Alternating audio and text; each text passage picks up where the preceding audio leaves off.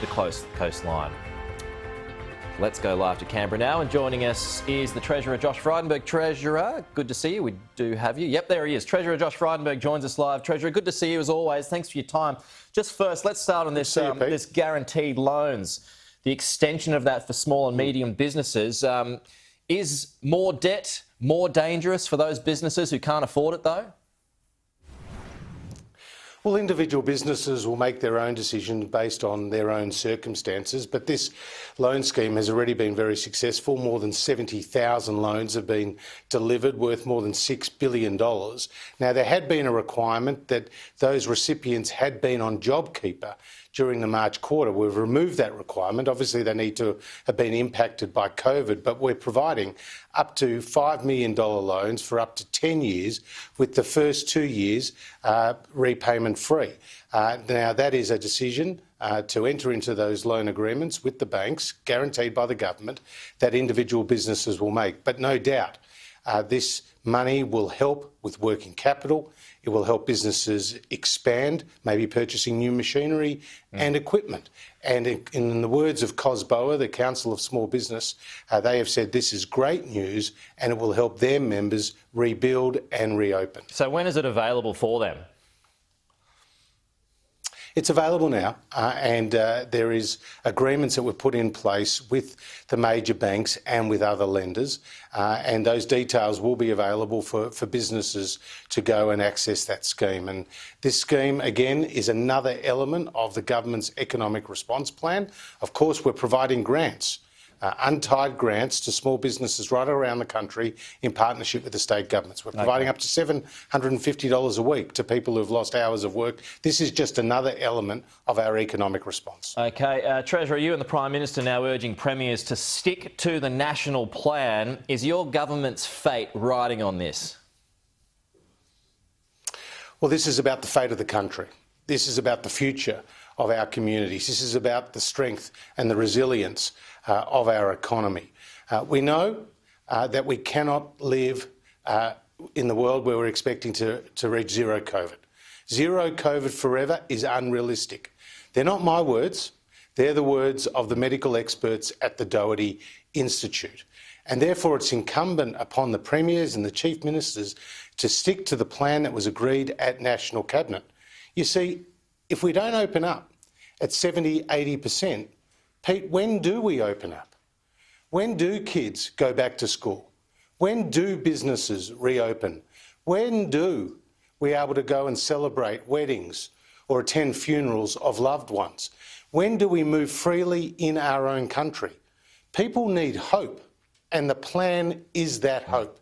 And that is why the premiers and the chief ministers need to stick to the agreement they made with the Prime Minister at National Cabinet. Are you boxing with one hand here, though, Treasurer, because it's the premiers who call the shots? Well, at the end of the day, the states make their individual public health orders, but they need to be very conscious of the economic damage that will be caused by continuing lockdowns longer than they have to. That's my point. Right now we're in the suppression phase as the vaccination program is gaining real momentum. More than 215 jabs every minute of every day. And we now have that 70 and 80% target in sight. But we're told by the medical experts at the Doherty Institute that when you get to that 70 and 80%, the transmissibility of the virus reduces, the number of people who get serious illness reduces, and then you can reopen safely. You've heard from Sharon Lewin, the head of the Doherty Institute. It doesn't matter if you start with 30 cases or 800 cases, you can reopen safely. Yeah. And that is our intention, to reopen safely, to allow businesses to reopen. On that point, the Doherty Institute says, and she says, if you open up with more cases, you will have a greater load, at least initially, on the public health system. So can you give any assurances that our hospitals can handle that influx? Well, we're working with the state governments to ensure that our hospital system can. And we do know that we've beefed up our ability to meet those increased caseloads. Right from day one of this pandemic, we've been providing the economic support and we've been providing the health support. See, last year we had no alternative. Sharp, hard lockdowns were the only way the virus could be suppressed. This year is quite different. because the vaccine is our ticket out of this crisis. Lockdowns are not our future. The vaccination rate is our future. And that's why it's so pleasing to see so many Australians doing their part of the bargain.